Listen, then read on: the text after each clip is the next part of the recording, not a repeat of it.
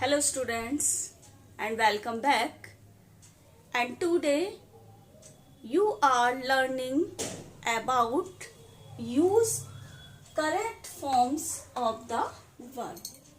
यानी कि आज आप सीख रहे हैं वर्ब का सही प्रयोग करना, और वर्ब का सही प्रयोग करने के लिए आपको जानकारी होनी चाहिए टेंस की, जो कि हम आपको टेंस की जानकारी पिछले कई दिनों से देते हुए आ रहे हैं। तो आप सभी ने अब तक टेंस के काफी चैप्टर सीख चुके हो, तो प्रेजेंट टेंस तो इन ऑल सभी ने सीख ही लिए हैं।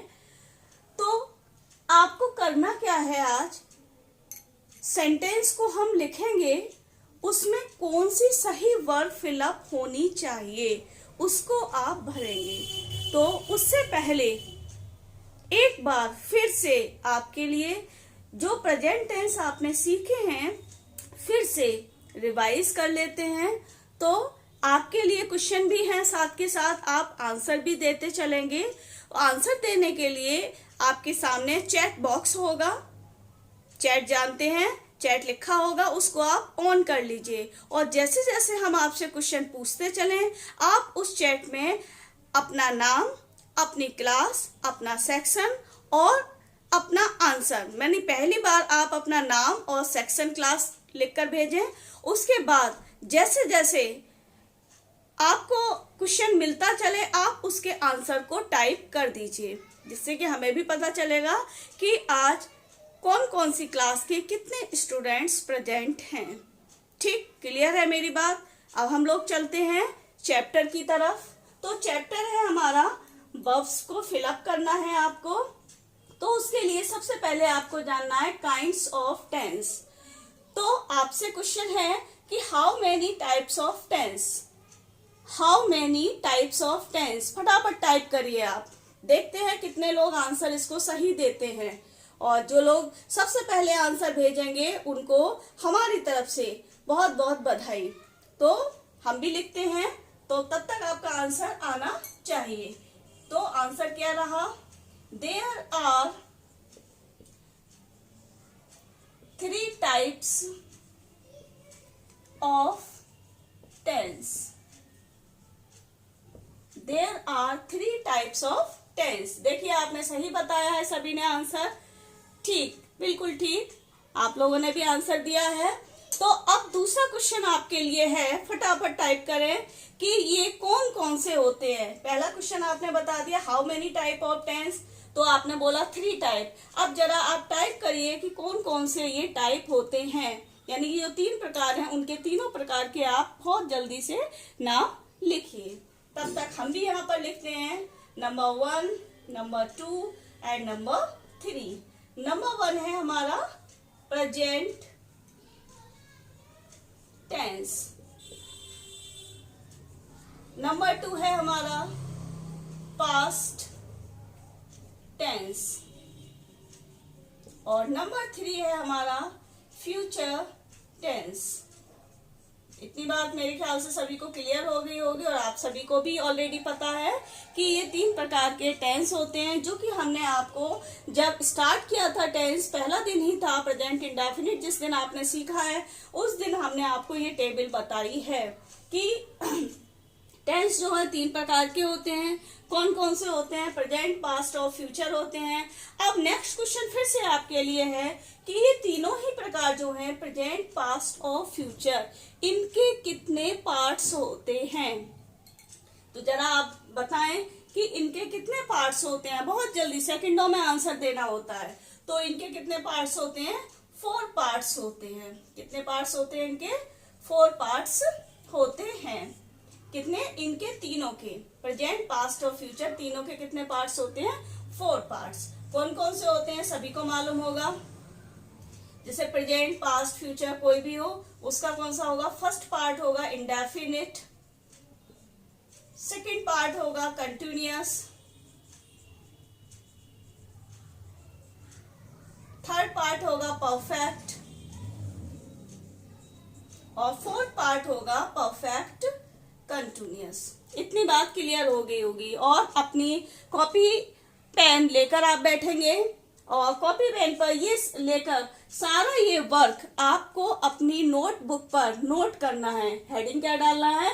Use correct forms of the verb और काइंड्स ऑफ टेंस, ये सब इसमें लिखना है। अब कैसे आपको फिलअप करना है आगे देखते हैं हम लोग। जैसे आपने सीखा तीनों प्रकार, प्रेजेंट, पास्ट और फ्यूचर, और इनके चारों भाग आपने सीख लिए, इंडेफिनिट, कंटिन्यूअस, परफेक्ट और परफेक्ट कंटिन्यूअस।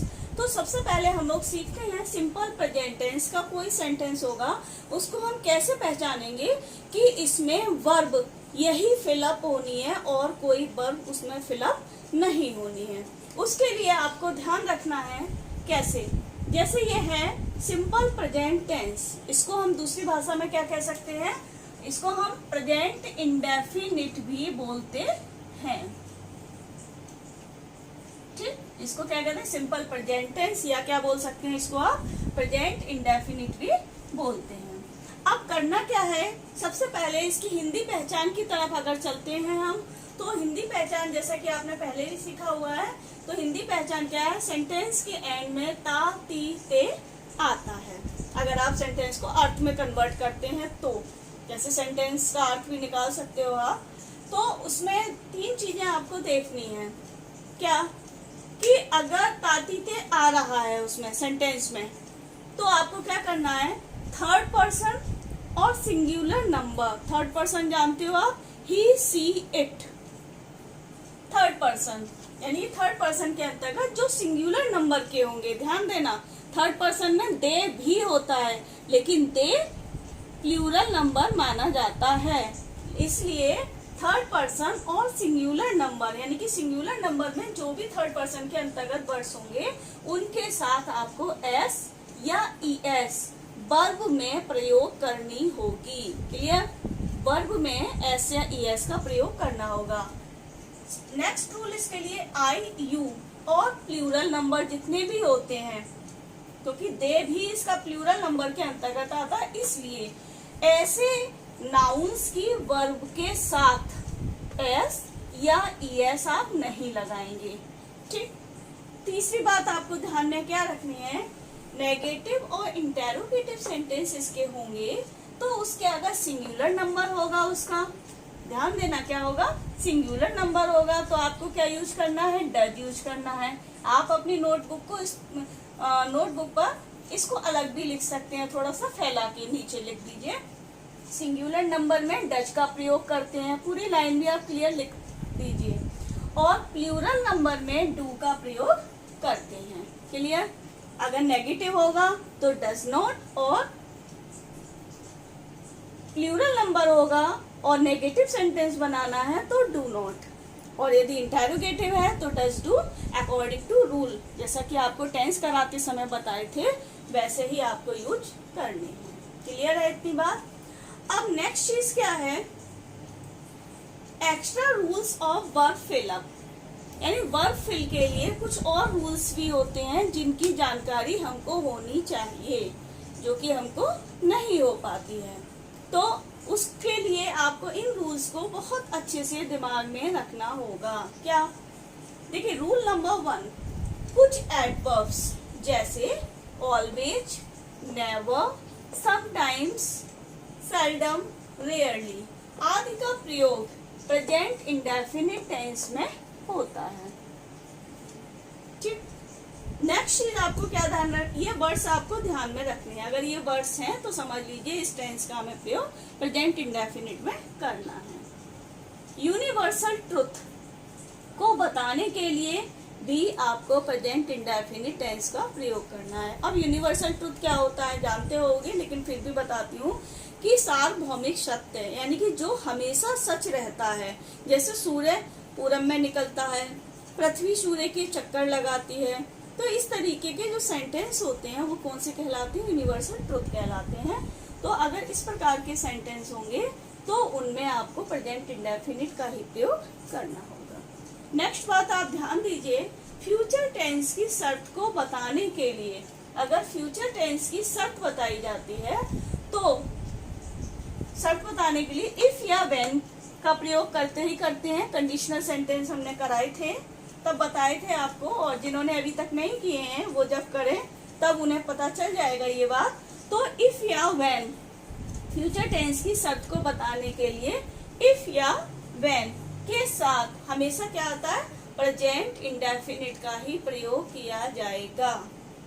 ठीक, और कंडीशनल सेंटेंस यदि अभी सीखने हैं आपको तो चैनल पर आप जाकर सर्च कर सकते हैं, कंडीशनल सेंटेंस को आप पढ़ भी सकते हैं। और इन सेंटेंसेस में भी डिस्क्रिप्शन बॉक्स में आपको लिंक दे दी जाएगी कंडीशनल सेंटेंसेस की, तो आप उनको ध्यान से पढ़ लीजिए। क्लियर है इतनी बात आपको? आगे चलते हैं हम इनकी टेंस को पहचानने के लिए।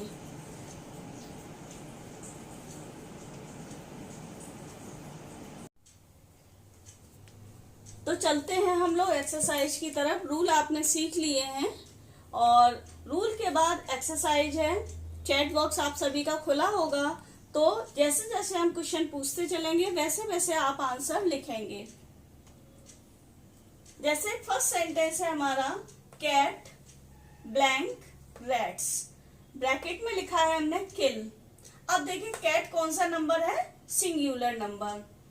तो क्या आना चाहिए यहाँ, किल की कौन सी फॉर्म आनी चाहिए? आपको दो फॉर्म बताई हैं, एस की और विदाउट, यानी कि फर्स्ट फॉर्म।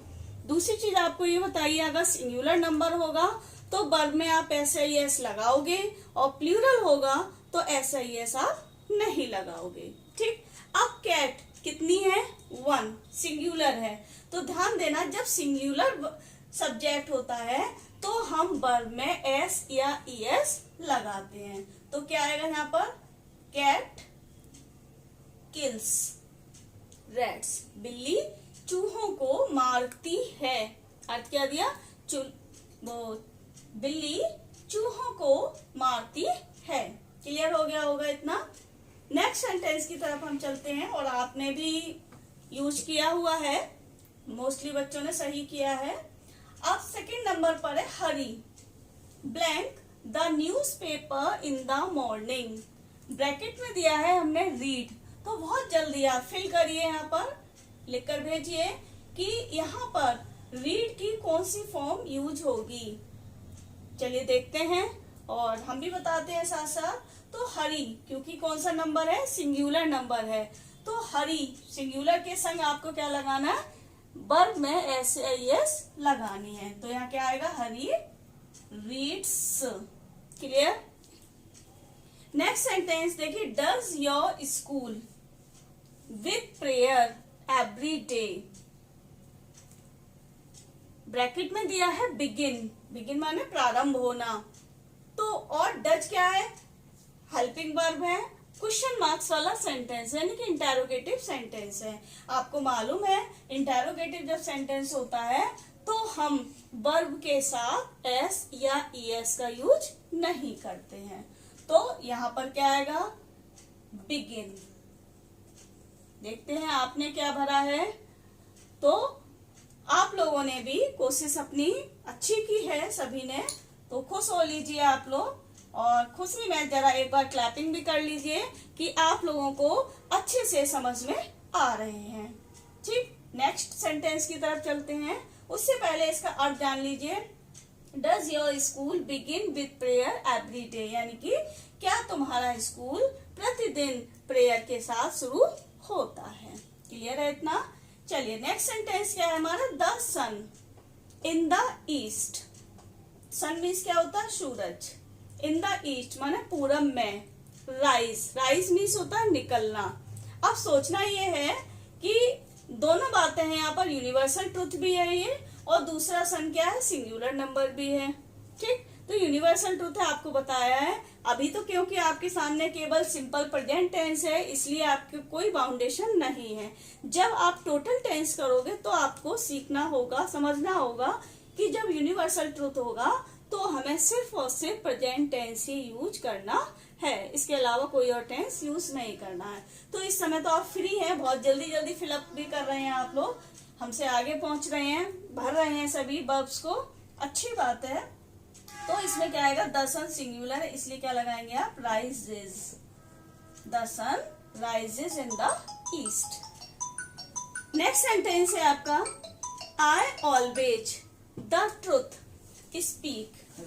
तो आई ऑलवेज, ऑलवेज मीन्स होता है हमेशा, द ट्रुथ माने सच, मैं सच हमेशा। अब स्पीक, स्पीक इसकी वर्ब है। अब आपको क्या करना है, इसमें क्या फिलअप करना है। देखिए आई के संग में आपको बताया है कि एस का यूज आपको नहीं करना होगा। दूसरी चीज, जब सारे टेंस आपके पास मिक्स होंगे तो ऑलवेज शब्द दिया होगा तो आप समझ लीजिए ये प्रेजेंट टेंस का है, तो इसमें हमें प्रेजेंट की वर्ब को फिलअप करना है। फिलहाल यहाँ पर क्या आएगा, आई ऑलवेज स्पीक, इसमें हमें वर्ब में एस नहीं लगानी है। तो क्या अर्थ हो गया, I always speak the truth, मैं हमेशा सच बोलता हूँ। नेक्स्ट है डू काउज ग्रास। अब डू इंटेरोगेटिव है और वर्ब आगे दी हुई है और यहाँ पर ईट दिया हुआ है, तो आपको मालूम है इंटेरोगेटिव जब हेल्पिंग वर्ब हो प्रेजेंट की तो वहां पर एस हमको नहीं लगाना है। तो हम क्या करेंगे, do cows eat grass question marks, यानी कि क्या गायें घास खाती हैं। क्लियर। नेक्स्ट सेंटेंस है वी नेवर ब्लैंक लाइज और ब्रैकेट में क्या दिया है, टेल। आप अपना काम करिए, आप चैट पर प्रत्येक जैसे क्वेश्चन आपसे पूछे जा रहे हैं आप आंसर को लिखते चलिए। ठीक है। नेक्स्ट सेंटेंस है dogs blank eight the strangers, bracket में दिया है बार्क। बार्क मीन्स होता है भौंकना, तो डॉग्स क्या करते हैं, बार्क करते हैं, यानी भौंकते हैं। तो डॉग्स प्लूरल नंबर है इसलिए क्या आना चाहिए, बार्क। बार्क्स नहीं लगा सकते, तो dogs bark at the strangers, यानी कि कुत्ते अजनबियों पर भौंकते हैं। क्लियर हो गया है सभी को। तो आज के लिए इतना ही। Next chapter present continuous next time देंगे, तब तक के लिए थैंक यू, बाय।